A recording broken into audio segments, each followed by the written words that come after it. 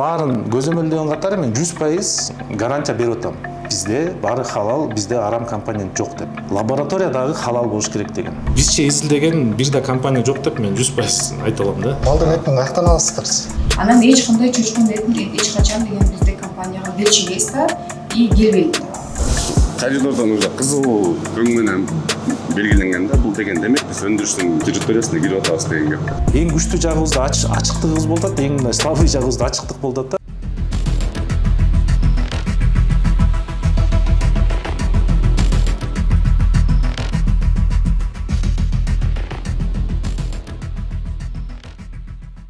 Бир канча убакыттан бери Тойбос компаниясынын айланасында сөздөр токтобой келип жатат. Айрыкча Бишкек ветеринардык кызматы бул компаниянын эки продукциясында, колбасасында чочконун ДНКсы табылды деген билдирүүнү тараткан. Ошондон улам коомдо бул компаниянын продукциясы халал стандарттарына жооп береби деген суроолор көп чыгарылып жатат. Бүгүн биз компаниянын заводуна келип, жетекчилигинин расмий позициясын билдирүүгө мүмкүнчүлүк берип, жана өндүрүү процессин көрсөтөлү деп чечтик. Буга чейин Бишкек шаарынын ветеринардык башкармалыгы Тойбос компаниясынын азыктарынан чочконун ДНКсы табылганын билдирген. Ветеринардык кызматтын маалыматы боюнча чочконун ДНКсы колбасанын эки түрүндө табылган. Биз пландык үлгүлөрдү алып, ар дайым мониторинг жүргүзүп турабыз. Бишкек шаарында сатылып жаткан товарлардан. Ошонун негизинде биз Тойбос соода маркасында чыгарылган колбасалардан үлгү алганбыз. Биринчи жолу үлгү алганда Орто Сай базарынан алганмын. Ошол жерден алганда бир түрүнөн чыккан положительный. Анан биз өз сомнение болдук да, экинчи түрүн для подтверждения дагы алдык. Экинчи түрүн 2-3 түрүнөн алганбыз, бир эле түрүнөн эмес. Алгандан кийин ал экинчи түрүнөн дагы чыкты, 2 түрүнөн чыкты. Экинчи түрүн кайсы жактан алдыңыз? Экинчи түрүн Бишкек шаарында жайгашкан Бимар деген соода маркеттен алганбыз. Ошол алганда чочконун ДНКсы обнаружено деп результаты бизде бар. Биздин редакция Тойбостун колбаса азыктарын чыгарган заводуна барып, өндүрүү процесси менен таанышып келди. Урматтуу көрөрмандар, биз азыр Тойбос ишканасынын башкы ветеринардык врачы менен биз азыр лабораторияга кирип, андан ары өндүрүүчү цехке кирип, ошол Тойбос компаниясы чыгарган азыктар кандай чыгарыларын биз көрсөтүп бергенге аракет кылабыз. Биздин азыр Кадыркулов Кулат мырза ошол жогоруда айтылгандай Тойбос компаниясынын башкы ветеринардык врачы. Айта кетсеңиз, биз азыр эмне кылабыз, каяка барабыз? Азыр бизде экскурсия мындайдан болот да, азыр ушул жактан баштайбыз. Биринчи лабораторияга киребиз, лабораторияны көрүп, бир сыйра суроолор болсо берилген соң, андан кийин өндүрүштүн территориясына киребиз да. Азыр лабораторияда негизги эмне иштер аткарылат ал жерде? Эгерде баштан башлай турган болсок, бул лаборатория деген аккредитациядан өткөн, FSSC стандарты менен иштеген лаборатория десек жаңылбайбыз. Бул жакта деген даяр продукция чыккандан кийин магазиндерге жеткизүү, мындайча айтканда реализацияга чейин булар текшерип, анан уруксат бергенден кийин бизде ошо магазиндерге таратылат да.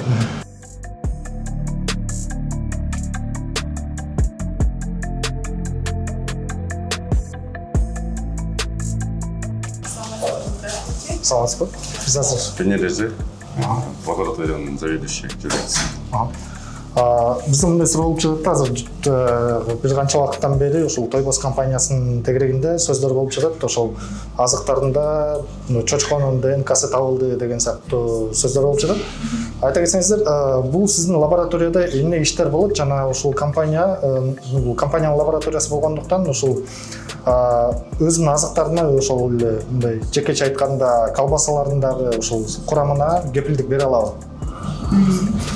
Биздин деген лаборатория 2019 жылдан бери аккредитациядан өткөн. Международный стандарт боюнча. Анан күнүгө деген биз готовый продукцияны текшеребиз. Микробиологиялык показателдер жана физико-химиялык показателдер. Анан биздин курамында эч кандай деген чочкон эти деген эч качан кошулбайт. Анткени деген бизде деген входной контроль бар. Бүт деген жана сырьелор, эт деген күнүгө келет. И только деген жана уйдун эти келет да. Уйдун жана жылкын эти. Анан эч кандай чочкон этин эч качан деген бизде компанияга берчи эмес да и келбейт. Анан ичинде жана курамындагы салынган эмелер бардыгы бүт входной контролго обязательно текшерилет. Бүт деген халал сертификаты менен, обязательно сертификат соответствия менен деген деп биз деген кабыл алабыз да ошолорду. ошондуктан бизде деген андай эмелер деген болчу да эмес да болду. Компаниянын ветеринардык дарыгери Кубат Кадыркулов Тойбос компаниясы продукцияны өндүрүүдө бардык талаптарды, анын ичинде тазалык, эттин сапаты жана продукциянын курамын көзөмөлдөө талаптарын толук сактоосун көзөмөлдөөрүн билдирди. Кызматкерлердин ордубуз бизде ошо компанияда именно ошо өндүрүштө, колбаса өндүрүүчү жайда менен кошо кошкондо 4 ветеринардык кызматкер бар да. Булар деген ошо келип аткан жаңы эле төмөндө айтып өтпөдү, входной контроль депчи. Входной контроль ар бир келген мындайча айтканда жаныбарлардан алынган продукциясы сырье бардыгы ошо ветеринарлардын көзөмөлүнөн өтүп, андан кийин уруксат бергенден кийин мындайча айтканда өндүрүшкө кирет да. Ушул малдын эти ветеринардык көзөмөлдө атпайсызбы? Малдын этин каяктан аласыздар? Малдын эти мындайча айтканда бизден 4 ветеринардык көзөмөлдөн өтөт да. Бизде деген Кочкордо өзүбүздүн касапканабыз жайгашкан. Мисалы ала турган болсок, малды касапканага алып келиш үчүн ошол жакта жергиликтүү ветеринардан көзөмөл өтөт, ал уруксат берет, андан кийин касапканага келет. Касапканадан экинчи жолу тирүүлөй малды текшерет, ветеринардык көзөмөл, бул экинчи жолкусу. Андан кийин союлгандан кийин тушасын, жанагы ички органдарын ветсан экспертизада окуп, демек бул 3-чү ветеринардык көзөмөл да. Андан кийин бул жакка жибергенден кийин 4-чү ветеринардык көзөмөл мынакей ушул жерден болот да.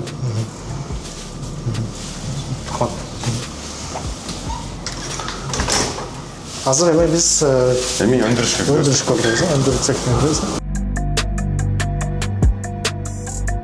Так, бул жакта бизде кийинүүчү жай жайгашкан.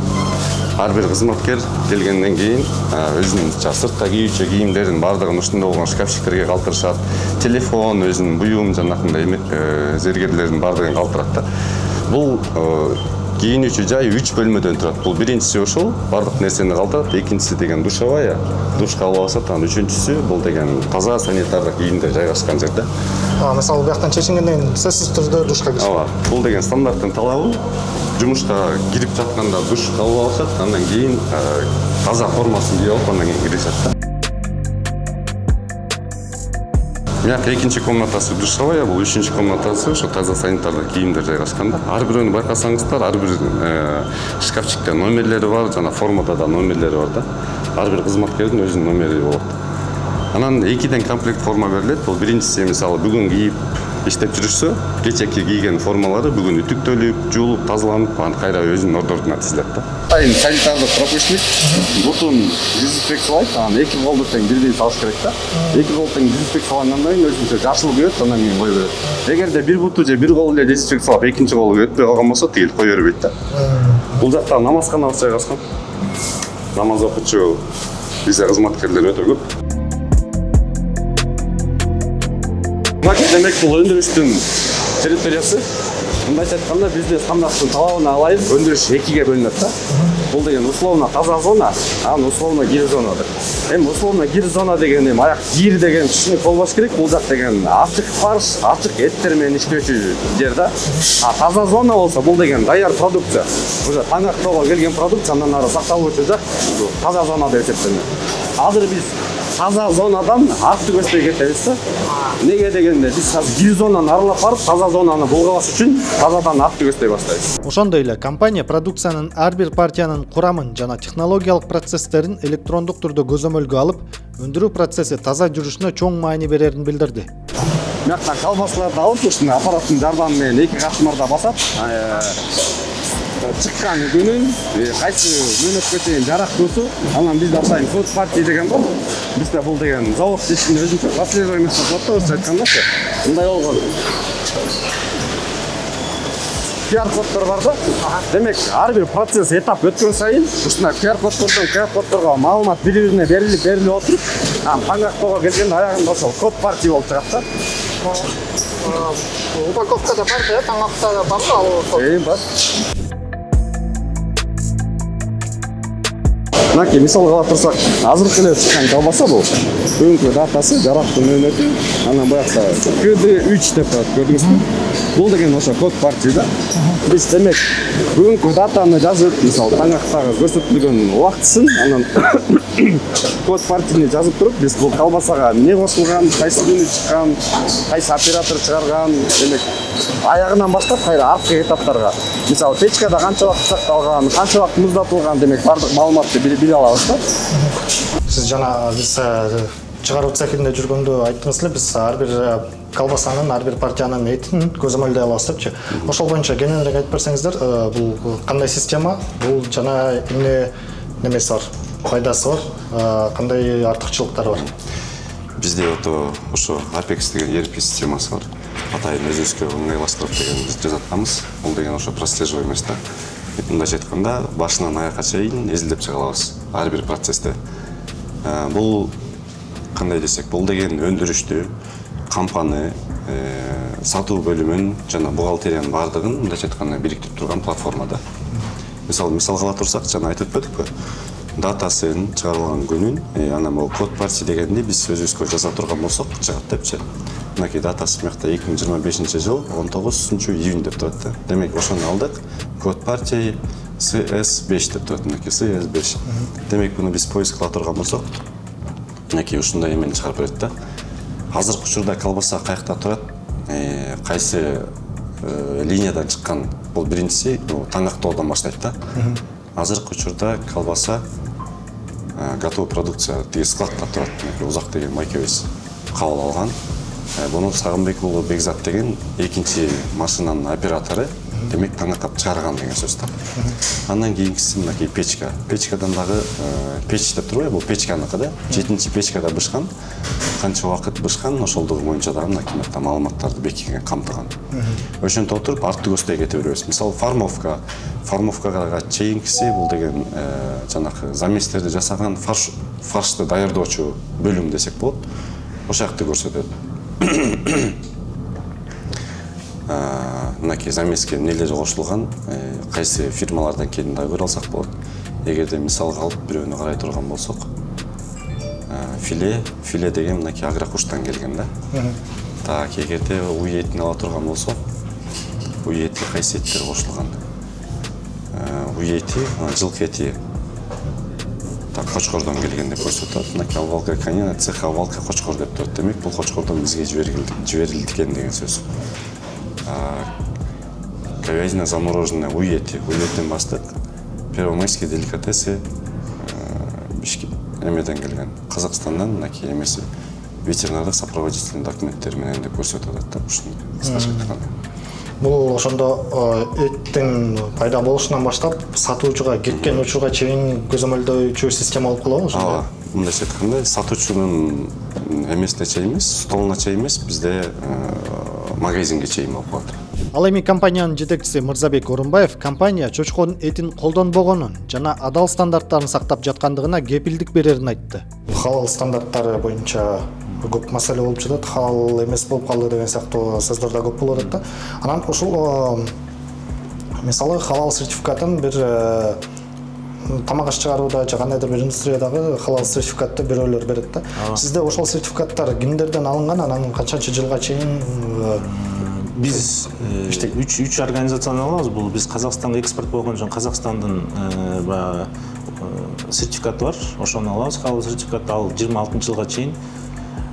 Анан бизде халал индустриясы, халал өнүктүрүү индустриясы бар. Аныкынан алабыз. Ал да 26-жылга чейин. Анан биздин муфтияттын астында дагы мындай айтканда мамлекеттик сертификат бар, аны да алабыз. Ал болсо мына жылга чейин болчу, азыр жаңы закон, жаңы мыйзам менен халал сертификатын госстандарт берет деген постановление чыккан 1-июлдан баштап иштейт. Мындай айтканда, бир жумадан кийин. Биз документтин баарын даярдап, алар азыр сертификация процессинде, мына бүгүн кече эле байланыштык, биз документтин баарын беребиз. Буюрса 1-июлдан кийин эми ашып кетсе 1-2 жумадан кийин кайра эле жаңы сертификат алабыз. Бул 3-чү орган болуп эсептелип калат да. Аккредитация өткөн гана лабораториялар менен иштейбиз. Бул Казакстанда 2 лаборатория бар, анан биздин өзүнүн ветеринарный службанын лабораториясы бар. Бардыгы менен иштейбиз. Сертификаттарын көрсөтө алам, азыр бересиңер эмелерди.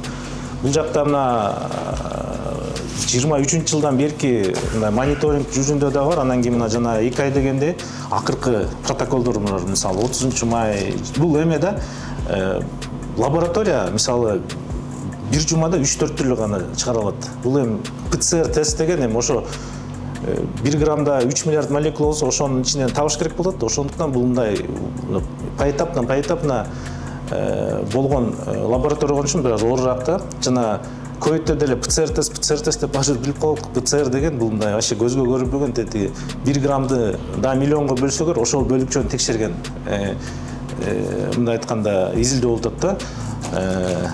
Мен бул мына жаңылары мына абдан көп болгону бул биз жанагыдай учур болду. Бизден эмеспи, бизде ички процедуралар баарын текшерген. Ошондуктан баарын текшердик. Мунун баарын карап чыксаңар болот. Мисалы бул мына жаңылары да. Мониторинг катарында мисалы 24-күнчү жылкылар бар, 23-күнчү жылкылар бар. То есть бул бизде вопрос жок. Такыр мисалы былтыркы жылы мисалы ДНК менен маселе жок, эчтеке жок болгон күндө эле биз өзүбүздү баягы дагы текшерип туралы деп мына 24-жыл июндар бар, 23-жылга жылга чейинки бардык процедура эмелер бар да, лабораториялык изилдөөлөр. Мындай айтканда биз компания катары дүйнөдө эң акыркы кайсы процедура болсо өзүбүз текшерип тазаланган, ошонун баарын колдонуп келатабыз. Мисалы ар бир партияны ДНКга текшериш мүмкүн эмес. Анткени бизде 30дан ашык продукция чыгат. 30дан ашык продукция чыкканда мисалы 30-ын текшерсек 2 ай кетип калат атпайбы? Эми 2 ай биз продукцияны кармай албайбыз. Ошон үчүн мониторинг деген процедура кирген. Ооба тилекке каршы 2 образецтен чыгып калды да, бирок бизде 30 образец бар. 30дан ашык образец кылабыз. Анан бир-экөөнөн чыгып калса эле болду деген бул туура эмес. Анан международный практикада мындай да, бул даже мисалы Европада буну контаминация деп эле маселени чечип коет. Анткени эми Европада түшүнүктүү, аякта баягы христиан болгондуктан көп эметпейт. Араб өлкөлөрүндө ооба абдан катуу текшерилет. Бирок ошол кезде да ДНК боюнча ДНК чыкты деген күндө эле бул обязательно харам дегенге жатпайт деп эсептешет. Андан ары эмне кылыш керек? Андан ары изилдеш керек, андан ары текшериш керек деген процедура ошондо, стандартта ошентип айтылат. Ооба чыгып калса бул андан ары текшерүүгө мындай айтканда жол ачат деп. Биз мына андан ары азыр эмени алып коюп, кимдин үчүн чыкты, каяктан чыкты деген вопросту алып туруп эле толук текшериш керек деген турат. Биз ошонун баарын аткардык, текшердик, таза. Дальше эми биз мен мисалы мындай да, компанияны иштетип аткан адам катары ушу процедуранын баарын көзөмөлдөгөн катары мен 100% гарантия берип атам. Бизде баары халал, бизде арам компонент жок деп. Кантип чыгып калды ал бөлөк маселе. Аякта мындай айтканда биз 2 айдан бери мисалы мен деле уже специалист болуп калдым. Толук исключать этиш үчүн мисалы ошол эле араб өлкөлөрү толук исключать этет, бирок аякта требования бар. Лабораториядагы халал болуш керек деген, халал стандарттары менен иштеш керек деген. Лабораторияда харам компоненттер кирбеш керек деп четко жазылып турат. Тилекке каршы Кыргызстанда же методология отбора жок, халал процедура боюнча, же халал, только халал менен иштеген лаборатория жок. Бул Кыргызстанда эле эмес, ЕС чөлкөмүндө жок да. Ошондуктан эми бул маселе мындай биздин эле эмес, бул общий мындай глобальныйраак маселе болуп атат да. Биз анын ичинен өзүнүн колдон келишинче бардык процедуралардын баарын жасап келатабыз. FSSC 22000 деген стандарт бар. Бул мындай айтканда высшая лига. Ошонун ичинен биз 6-версиясын. 6-версия деген сөз бул деген биз мына былтыркы жылы дүйнөдө эң акыркы версия менен жаңы талаптар кирди. Биз ошого дагы аткарып, ошо мындай айтканда бүгүнкү күндө биз дүйнөдөгү эң жогорку талаптарды камтыган FSSC 22000 6-версиясы менен иштеп жатабыз. Ошондуктан биз мына биздин процедуралардын баары сакталат. Биз бардык нерсени көзөмөлдөбүз деп мен 100% мындай орусча айтканда уверенно айтып атам да. Халал стандарттарында биз бардык халал стандарттарды эмнени требовать этсе ошонун баарын жооп беребиз. Анан биз өзүбүз ушул нерселерге мисалы душар болгондон кийин биз мисалы халал стандартты бергендерге деле биз эме берип атабыз да, силер да версия кылып чыгарбайсыңарбы депчи. Мисалы мына азыр дүйнө өнүгүп атат. Мына ДНК маселеси болду. ДНК маселеси мисалы ДНКны мисалы бизге окшоп мониторинг кылып тургула деп туруп требования киргизиш керек. Ал ошондо мисалы халалды мисалы 3-версиясы деп коелук, 25-жылы мына жаңы версия кабыл алды. Ал версияга жараша ар бир халал деген компания ошо ДНК тестке жок дегенде айына 4-5 тест өтүп туруш керек деп требование киргизиш керек да. Азыр мисалы андай требование жок да. Бирок биз баягы эң мындай белгилүү чоң компания, анан эң мындай репутацияга эме тийген биздин эң күчтүү жагыбызды ачыктыгыбыз болуп атат, эң мындай слабый жагыбызды ачыктык болуп атат да. Ошондуктан биз ошону карабай эле баягы ошо эл аралык стандарт эме жана тамак аш коопсуздугунун логикасы менен өзүбүз эле күчөтүп баратабыз, өзүбүзгө болгон требованияны күчөтүп баратабыз. Мисалы мурун Белоруссиядан эт алчубуз. Азыр Белоруссиядан албай эле коелу деп чечтик. Эмне үчүн? Бул Белоруссияда арам дегенден жатпайт. Белоруссияда халал стандарт берсе, халал сертификат берсе, биз аны 100% тааныйбыз. Маселе ошо Белоруссиядан Кыргызстанга чейин кайсы транспорт менен келип атат. Мисал катары айтайын, фура эттин баары муздатылган фурада ташылат, мындай холодильник менен. Мына Белоруссияда бир фабрика мисал ток этин чыгарды, халал сонун баарын кылды. Кыргызстанга чейин ал фура менен келет. Белоруссияда 50% эт базары чочко. Ал фура бизге чейин чочко ташып, андан бир жактан бир жакка чейин чочкону апарды да. Андан кийин Кыргызстанга мисалы ток этин алып келет. Контаминация болобу 100% болот. Анткени 7 күн келет, 7 күн жана вентилятор тынбай иштеп турат. Ичинде аба мындай эле тегеренет да. Бул эмне деген сөз? Эгер бул болчу эле окуя да, мисалы сиз деле логикалык жактан түшүнүп атасыз да. Ага чейин чочко ташып 10 грамм алып калса, 10 граммда 30 миллиард чочконун ДНКсы бар. Ал Кыргызстанга 7 күндө келгиче монтип тегеренип. Бүт баары контаминация деп ошону айтат. Бирок бул халалга жатабы, же арамга жатабы, баягы кичинекей 20 тоннага 1 грамм. Муну мындай айтканда диний алымдар чечиш керек. Бул менин полномочияма кирбейт. Биз эмне кылабыз? Биз ошол да болбосун деп, ошо Белоруссиядан деле албай эле коелу деп, Казакстан, Кыргызстан, анан эгер Россиядан ала турган болсок да, Россиянын ошо мусулмандар көп жашаган Татарстан, Дагестанга окшогон жерлери менен эле иштешели деп өзүбүзгө өзүбүз ограничение коюп атабыз. Бул ограничение актангандыктан эмес, просто биз теоретический түрдө болуп калчу нерселерди азайталы деген политика болуп атат. Ошондой эле Мырзабек Орунбаев тойбос чочконун ДНКсы табылды дегенден кийин бир канча жолу экспертиза жүргүзүп, алардан чочконун ДНКсы табылбаганын айтты. Ооба, независимый лабораториялар. Чочкос. Жо, мунун ар биринде ошо эмелер бар да. Ар биринин ичинде бир топ бар да, просто бул партия деп беребиз да. Баарында не обнаружено дегендер чыгып атат. Мактарын карасаңыздар, не обнаружено. То есть бул мисалы элдерде просто эмне үчүн сразу чыгарбайсыңар дегенде, бул дагы тилекке каршы лабораториянын иши бизге көз каранды эмес да. Биз дагы эме ар бирин карай берсеңиз болот. Лаборатория мисалы 50 же 30 образецти бир күндө же бир жумада тилекке каршы чыгара албайт да. Ошондуктан бардыгы эми ушунун баары ошондой да, кыскасы айтканда мына Ошондо могул ар бир барак бул бир продукциянын немеси, маркасы. Ар бир барак бир продукциянын маркасы, методика отбора. Муну да биз өзүбүз албайбыз да. Мунун баарын мисалы ветслужбадан келип отбор кылып кетет. Биз деген мисалы эми өзүбүз бере албайбыз. Ошо методика отбора дегенде, методика отбора дегенде кайсы образецти каяктан алып бериш керек деген. Мисалы биздин складка келип туруп, карап туруп, ортосунан бирди алат да. Мындай айтканда бир нерсени даярдап койду, атайын жасап койбу деген болбош үчүн да бул эми. Ар бир протокол. Анан айта кетчү нерсе, бул деле мисалы ПЦР анализ арзан нерсе эмес. Бул эмеге жараша, кайсыл компонентке жараша $50 $100 чейин ар бир ПЦР анализ ушунча турат да. Ошондо бир барак $50 $100 чейин турат. Эми бул эмесине жараша бир бул этпи, специяви ошого жараша дагы мындай эмесине болот да. Ошондуктан биз өзүбүздөн колдон келчү нерсенин баарын эле жасап атабыз да. Эми мына эме баарынан 19-май, 14-май, 8-май бул жа мурунку процедуралар экен да. Апрелдиктер бар экен.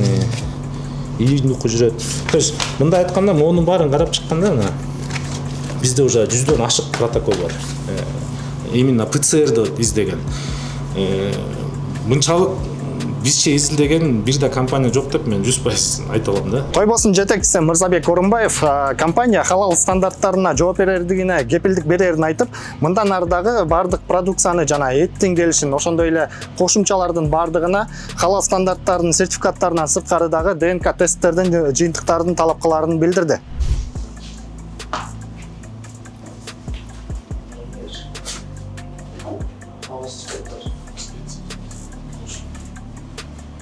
Мына бизге кирет партиянын ар бир эмне могул болсо, ар бир бизге эмне киретсе ошонун баарын халал сертификаттары да бул жакта мунун баарында көрсөтсөңүздөр болот.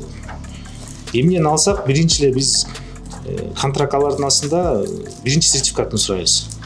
Бул обязательный требования да, ошонун баарын мунун баарын биз жаңылап турабыз. Анан мисалы жаңы бир нерсе ала турган болсок, биринчиден эле биринчи сертификатын алып, анан кийин мындай лист согласования обязательно бул халал сертификаты бар да бизде.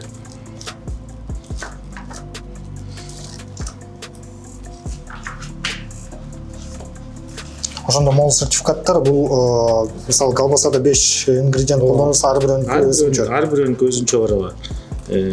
Ушуга дагы кошумча катары мен айтпайм, азыр деген биз ар бирөөнүн ДНК протоколун да сурап атабыз. Бир да компания сурабайт деп, алар деле таң калып атыптыр, мындай айтканда, бизде эч качан эч ким сурачу эмес деп. Бирок эми биз талаптарды күчөтөлү деп сурап атабыз да.